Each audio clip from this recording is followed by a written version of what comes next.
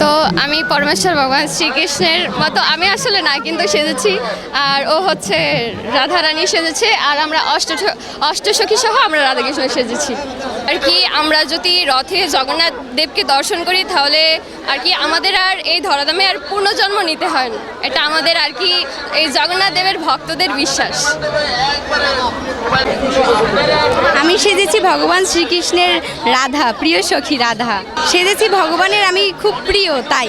কৃষ্ণ এই রথযাত্রার উদ্দেশ্য হচ্ছে মানুষ যত পাপ করে তার পাপ থেকে রথে দড়িটা যদি ধরে তার পাপ থেকে মুক্তি পাবে। এই জন্য সবাই হিন্দু সম্প্রদায়ের সনাতনীদেরা সবাই এই রথের দড়ি ধরার জন্য খুব আগ্রহী। এইটাই আমাদের এই রথযাত্রার প্রধান উদ্দেশ্য এবং আমাদের কামনা যাতে আমরা যত পাপ করছি যত কিছু করছি সবাই যেন ভালো থাকি, পাপ মোচন হয়। আমরা এখানে উপস্থিত হয়েছি জগন্নাথ দেবের কৃপা লাভের উদ্দেশ্যে। এখানে হাজার হাজার ভক্তদের সমাগম হয়েছে। ভক্তের মনের আশা যেন জগন্নাথ দেব পূরণ করে, সেটাই জগন্নাথ দেবের কাছে আমাদের প্রার্থনা। কৃপা লাভের আশা আমি আনন্দ করার জন্যই আসছি। হ্যাঁ, ভাগ্য পরিবর্তন হয়, সৌভাগ্য প্রাপ্তি হয়, এই জন্যই আসছি। আজ আমাদের শুভ রথযাত্রা, তো আমরা সবাই হলো ভক্তবৃন্দ একসাথে হয়েছি। অ্যান্ড আমাদের এই একসাথে হবার কারণ হলো আমাদের রথযাত্রার যে রশি টানা সেটা অনেক পুণ্যের মনে করা হয়। সুতরাং জীবনের চাকা পরিবর্তনের জন্য আমরা এই কৃপা লাভের জন্য এখানে এসেছি। আর সবার ভক্ত সমাগম দেখে আমার খুবই ভালো লাগতেছে।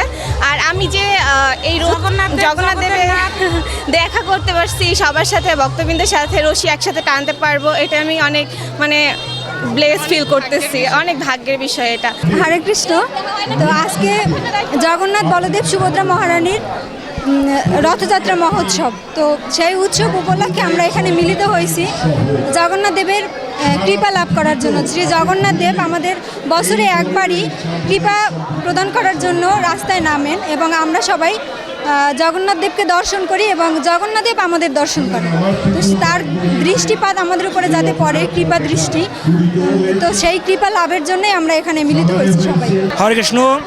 এই অশান্ত পৃথিবীতে ভগবান জগন্নাথ দেব সমস্ত ভক্তদের কৃপা বর্ষণ করার জন্য তিনি আমাদের আজকে এই জগন্নাথ দেবের এই রথযাত্রা মহোৎসব জগন্নাথ দেব কৃপা বর্ষণ করার জন্য সমস্ত জগতের মানুষদের একমাত্র রাজপথে বের হয়। অন্য কোনো দেবতা বা মহাপুরুষ এভাবে সারা বিশ্বের জগতের মানুষের কৃপা করার জন্য এভাবে রাজপথে বেরোয় না। এই জন্য বলা হয়েছে নীলাচলে শঙ্খচক্র গদা পদ্মধারী নদিয়া নগরে কমণ্ডল ধরি। আর এই জগন্নাথ দেব কৃপা করার জন্য আমাদের এই রথযাত্রা মহোৎসবে রাজপথে বের হয়।